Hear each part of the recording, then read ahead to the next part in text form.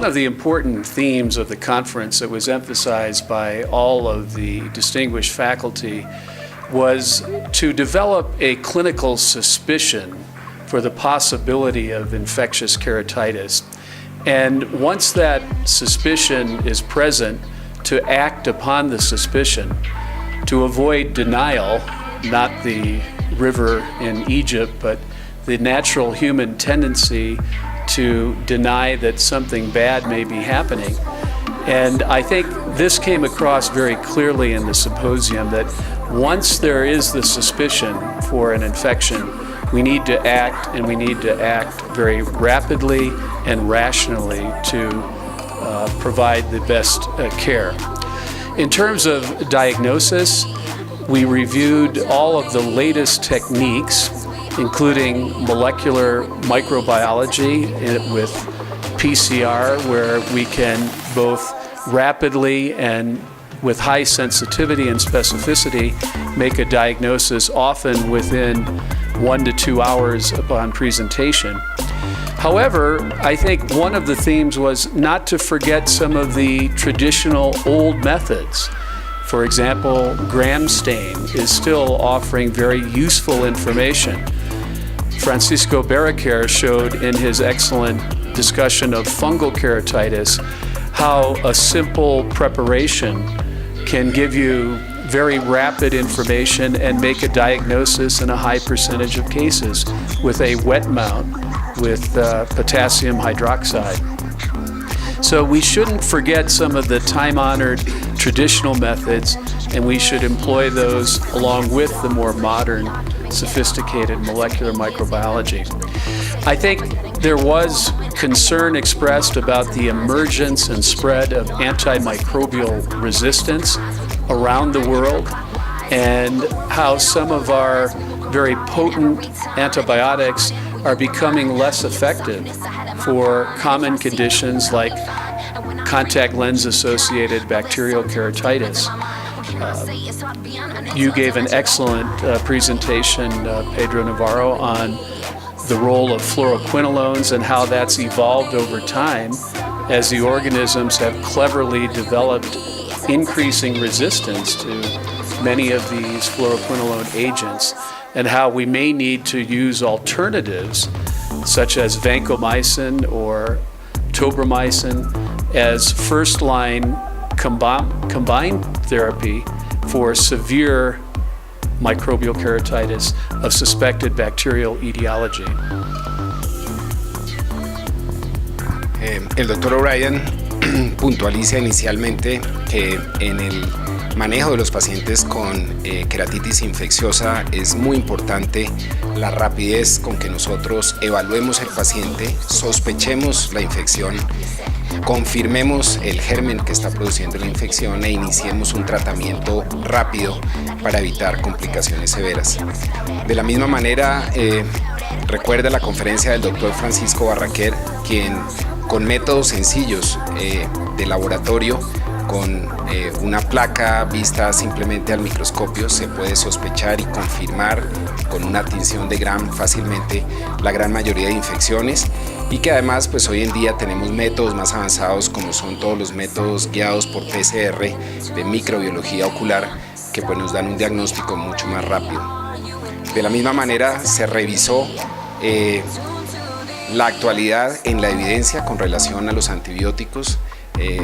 desde el punto de vista del cubrimiento, de la sensibilidad y la resistencia. Todos estamos preocupados por el aumento de la resistencia de los gérmenes a los tratamientos convencionales con fluoroquinolonas, y por eso siguen dentro de las herramientas opcionales utilizar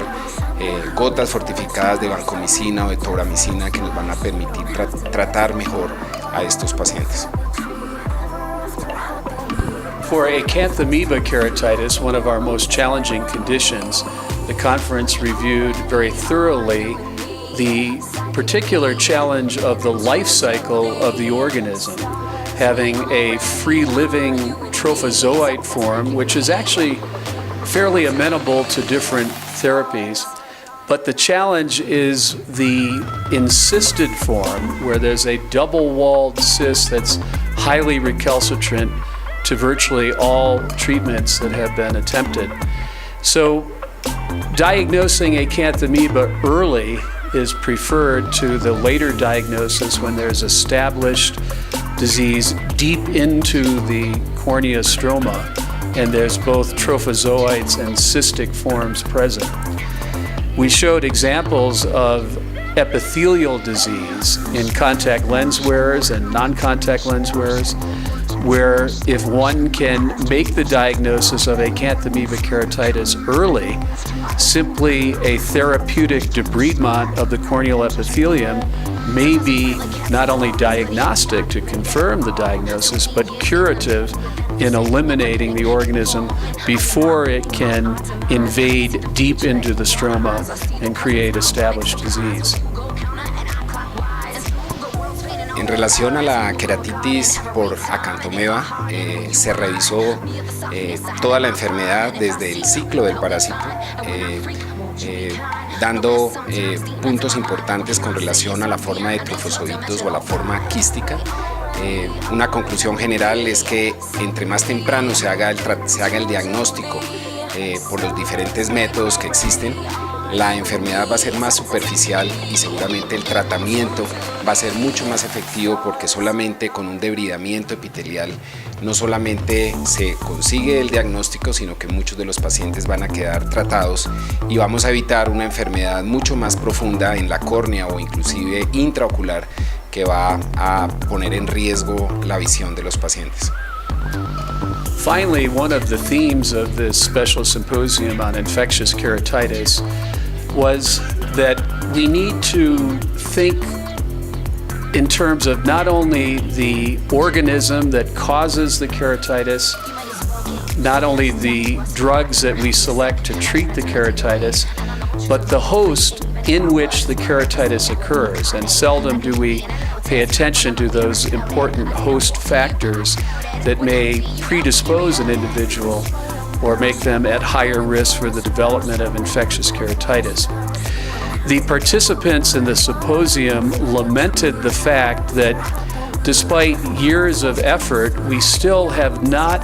fundamentally developed effective means of preventing the destruction of the cornea by the infectious process. Yes, we have gotten better at diagnosing and eradicating the organisms, but we have to do that efficiently and prevent the destruction of the cornea stroma that leads to opacification, scarring, neovascularization,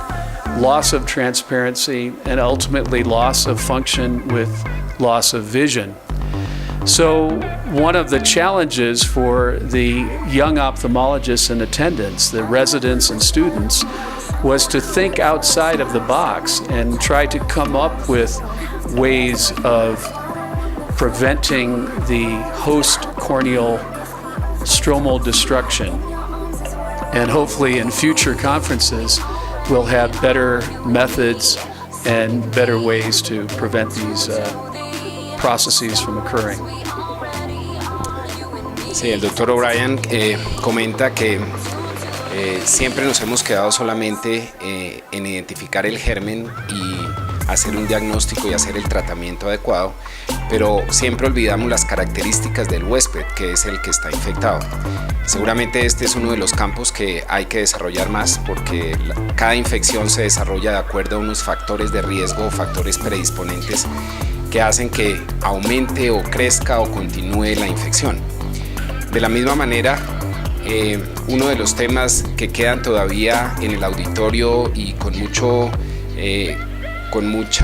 cuestionamiento es poder conseguir algún método terapéutico que prevenga la destrucción del tejido corneal, especialmente el tejido estromal, que finalmente lleva a todos los cambios de la visión de los pacientes por opacificación, por pérdida de la transparencia, por vascularización,